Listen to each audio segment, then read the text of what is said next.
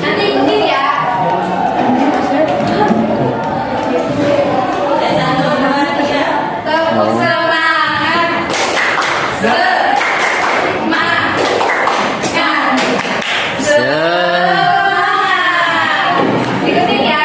Ayo berdiri deh, berdiri. Berdiri. Kelihatan semangat ya. Ayo berdiri.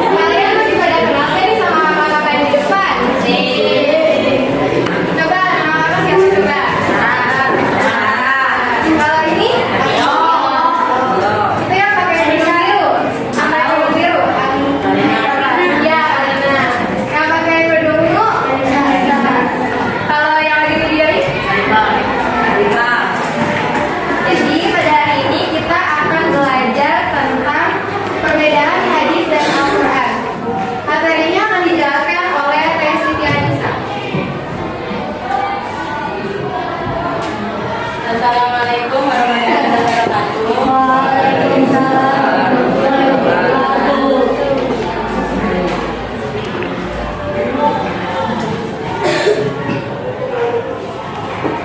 Perbedaan hadis dan Al-Quran. Definisi Al-Quran. Definisi Al-Quran menurut bahasa, sebagian ulama mengatakan kata Al-Quran tidak mempunyai akar kata. Ia merupakan nama bagi kalam Allah al-Murtajab. Sebagian yang lain berpendapat Al-Quran berasal dari kata qoro'a yang ro'u qira'atan wa qur'anan, yang artinya bacaan atau yang dibaca.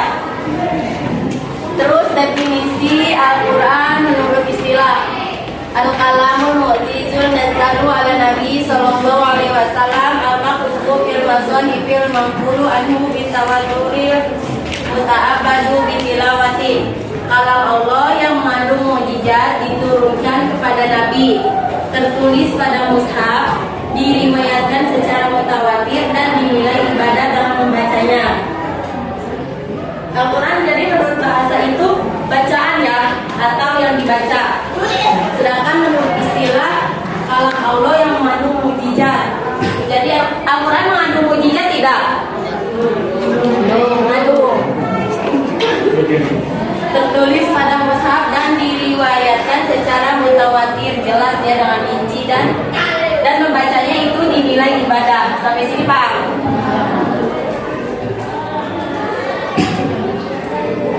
Perbedaan Al-Quran dengan hadis. Kalau Al-Quran adalah mukjizat dari Nabi Shallallahu Alaihi Wasallam. Sedangkan hadis Nabawi atau qudsi bukan mukjizat. Jadi kalau Al-Quran itu mukjizat. Nah kalau hadis itu bukan mukjizat. Terus perbedaan yang kedua, Al-Quran dijamin pemeliharaannya oleh Allah dari campur tangan manusia. Sedangkan hadis terpelihara namun pemeliharaannya tidak seperti Al-Quran. Nah kalau Al-Quran itu pemeliharaannya real gitu dari Allah, yang sebenarnya dari Allah tanpa ada campur tangan. Sedangkan hadis terpelihara namun pemeliharaannya tidak seperti Al-Quran. Perbedaan yang ketiga, Al-Quran seluruh ayatnya diriwayatkan secara mutawatir. Sedangkan hadis diriwayatkan secara ahad dan mutawatir. Kalau Al-Quran diriwayatkannya secara mutawatir, tapi kalau hadis secara ahad dan mutawatir. Perbedaan yang keempat, salah satu surat dalam Al-Quran Al-Fatihah wajib dibaca dalam sholat. Sedangkan hadis tidak ada hadis yang dibaca dalam sholat. Jadi kalau misalkan di dalam Al-Quran kan ada surat Al-Fatihah. Nah kalian kalau sholat suka baca surat Al-Fatihah gak? Nah kalau Al-Quran kan ada surat Al-Fatihah wajib dibaca dalam sholat. Kalau hadis gak ada ya. Perbedaan yang kelima, lafaz dan makna Al-Quran dari Allah. Sedangkan hadis kursi maknanya dari Allah, lafalnya dari Nabi. Hadis Nabawi lafal dan maknanya dari Allah. Kalau Al-Quran, lafaz dan maknanya itu dari Allah. Kalau misalkan hadis kursi itu maknanya dari Allah, tapi pelafalannya dari Nabi. Kalau hadis Nabawi, lafaz dan maknanya itu dari Nabi. Perbedaan yang keenam, membaca Al-Quran dinilai ibadah, membaca hadis tidak dinilai ibadah kecuali dengan niat menuntut ilmu atau niat lainnya. Jadi kalau kalian baca Al-Quran, walaupun satu ayat itu tetap dinilai ibadah yang baca Al-Quran itu.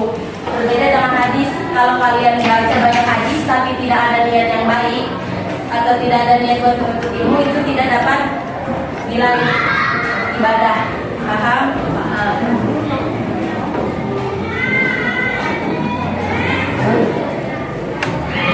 Fungsi hadis terhadap Al-Quran.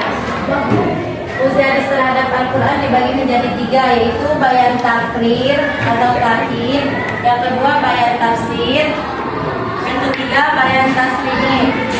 Nah, bayan tafsir itu dibagi lagi menjadi 3 bagian, yaitu tafsir al-mujmal, tafsir al-am, dan takhir al-mutlaq.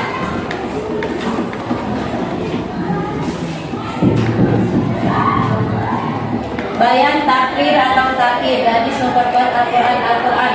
Perintah mendirikan sholat dan menunaikan zakat dalam Quran surat Al-Baqarah ayat 83. Perintah puasa dalam Quran surat Al-Baqarah ayat 183. Perintah haji dalam Al-Quran. Nah, di dalam Al-Quran ada kan yang suruh kalian sholat gitu, perintah buat kalian sholat, buat zakat, buat puasa, ada gak? Al-Hadis dari Ibnu Umar berkata, Rasulullah bersabda, Islam didirikan atas 5 perkara kesaksian bahwa tiada Tuhan melainkan Allah dan Muhammad utusan Allah, mendirikan sholat, menunaikan zakat, haji, dan puasa. Jadi kayak perkataan. Kalau hadis itu kan di sini dari Ibnu Umar berkata, jadi kayak perkataan, paham gak?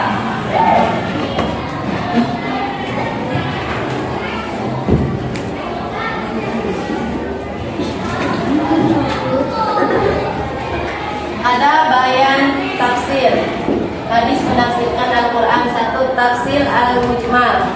Hadis memperinci ayat Al-Quran yang global. Al-Quran perintah sholat dan zakat disebutkan secara global. Kalau Al-Quran kan ada perintah buat kalian sholat, buat kalian zakat, itu udah jelas ya ada di dalam Al-Quran. Nah, sedangkan hadis, selalu kamar ra'aitumuni usolli sholatan, sebagaimana kau melihatku sholat. Al-Qur'an usri amwalikum, berikanlah 2,5% dari harta-hartamu. Nah, kalau hadis itu kayak perintah sholatlah sebagaimana kau melihat sholat, paham gak?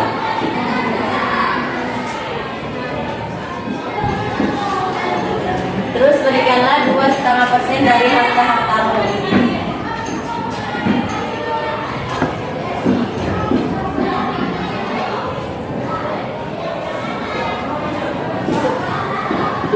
Bayan tafsir. Hadis menafsirkan Al-Quran. Tafsir al-am. Hadis mengkhususkan ayat-ayat Al-Quran yang umum. Al-Quran dalam Quran surat An-Nisa ayat 11 dijelaskan bahwasanya anak kandung mendapatkan warisan. Nah, nanti kalian buka ya Quran surat An-Nisa ayat 11, di sini dijelaskan bahwa anak kandung yang orang tuanya meninggal itu mendapatkan warisan. Nah, sedangkan hadis, anak para nabi tidak mendapatkan warisan. Nahnu ma'asirul anbiya'i la nurathu ma taraknahu shadaqah. Kami para nabi tidak meninggalkan warisan. Apa yang kami tinggalkan adalah sedekah. Nah, jadi kalau hadis itu kalau anaknya nabi, kalau ayahnya meninggal itu gak dapat warisan ya. Jadi yang ditinggalin oleh nabi itu adalah sedekah gitu. Anak yang membunuh orang tua tidak mendapatkan warisan. La yarisul qatilu minal maqtuli syai'a. Pembunuh tidak dapat mewarisi harta pusaka. Kalau misalkan kalian membunuh orang tua kalian, terus orang tua kalian meninggal, itu gak dapat warisan ya.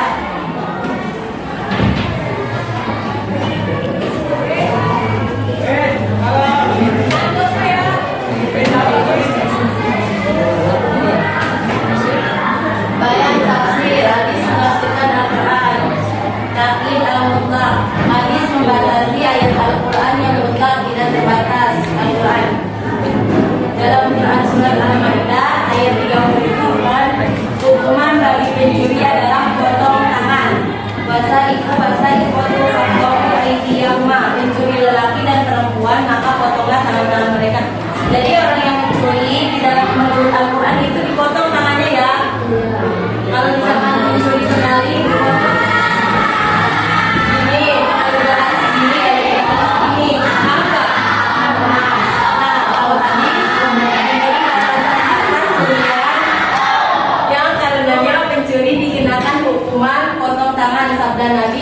La tuqta'u ya bisariki ila birubi dinarin fasoidan. Tangan pencuri tidak boleh dipotong melainkan pencurian harta senilai 1/4 dinar atau lebih.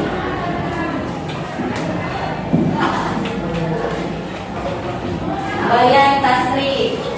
Hadis menciptakan hukum syariat yang belum dijelaskan oleh Al-Quran. Hadis Rasulullah bersabda, "Kuliman libasul hadiri wa dahabi ala dukuri umati wa ullahi anahim." Diharamkan memakai sutra dan emas bagi laki-laki dari umatku, namun dihalalkan bagi kaum wanita. Mereka hadis riwayat Tirmidzi. Nah, di dalam hadis dijelaskan bahwa laki-laki dilarang memakai emas dan sutra, itu haram, tapi halal bagi wanita. Contoh lain, Rasulullah bersabda, "Innallaha wa rasulahu yanhayanikum an ruhumil umuril ahliyati fa innaha rijsun." Sesungguhnya Allah dan Rasulnya melarang kalian memakan daging keledai peliharaan karena hewan itu najis atau kotor. Jadi Allah melarang kita memakan daging keledai peliharaan karena itu najis atau kotor. Sampai sini paham? Ada yang mau ditanyakan? Ada yang mau nanya nggak? Mujizat itu apa katanya? Mukjizat itu apa? Siapa yang mau nanya?